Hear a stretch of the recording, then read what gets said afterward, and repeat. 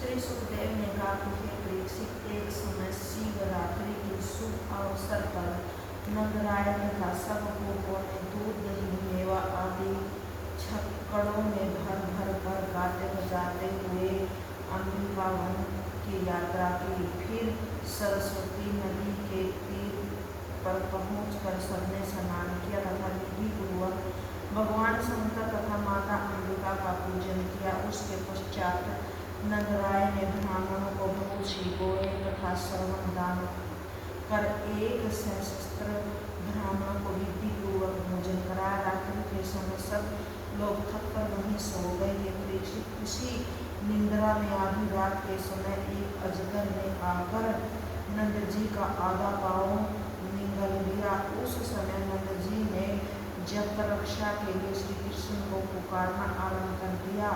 उनकी आवाज सुनकर अन्य सभी गोपी द्वार भी जग पड़े। जब उन्होंने नंद जी की ऐसी दशा देखी तो श्री कृष्ण को जगाया। हे राजन, जिस समय श्री श्याम सुंदर ने उस सर्प के पास पहुंचकर उसे अपने बाएं पैर के अंगूठे का स्पर्श कराया, उसी समय वह अजगर दिव्य वेशधारी एक राजा के सम्मान प्रकट हो हाथ जोड़कर श्री मुरली मनोहर की स्तुति करने लगा। इस आश्चर्य को देखकर नंद आदि सभी गोपी ग्वाल सत्तमित रह गए। जब श्री कृष्णचंद्र जी ने उससे यह पूछा कि तुम कौन हो, तब उसने उत्तर दिया कि हे त्रिलोकीनाथ, आपसे क्या बात छिपी हुई है। मैं सुदर्शन नामक विद्याधर हूँ।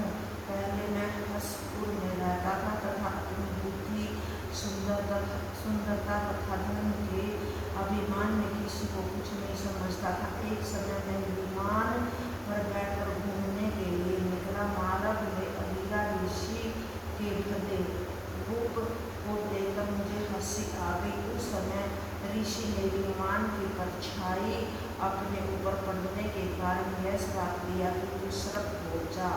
उनके श्राप को सुनकर जब उनसे अक्षमा मांगकर बहुत विनती की, तब ऋषि ने दयालु होकर यह कहा कि मेरा वचन तो अन्यथा नहीं हो सकता, परंतु कुछ दिनों बाद श्री कृष्णचंद्र जी का अवतार होगा, तब वो उनका चरण स्पर्श करके फिर अपने विद्याधर स्वरूप को प्राप्त कर लेगा। अतः हे स्वामी, उसी श्राप के कारण मैं अजगर बनकर आपके दर्शनों की अभिलाषा रखता था।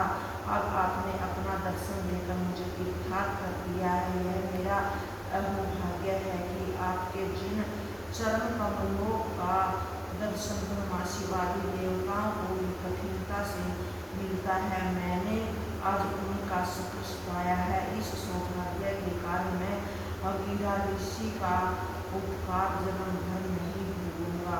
हे राजन, एक दिन श्याम सुंदर यमुना तट पर व्रज बालाओं के साथ रास विलास करके बांसुरी बजा रहे थे तथा उसी सभी गोपियां मुरली की धवनी पर तन मन की शुद्धि बोलकर उनके आगे पीछे नृत्य कर रही थी। उसी समय कुबेर का सेवक तथा तृणवत आदि दैत्यों का मित्र शंखचूड़ नामक एक यक्ष घूमता फिरता वहां आ पहुंचा। जब उसने यह देखा कि मुरली मनोहर बैठे बैठे बांसुरी बजा रहे तथा गोपियां नृत्य कर रही है, तो उसमें यह आनंद न देखा गया।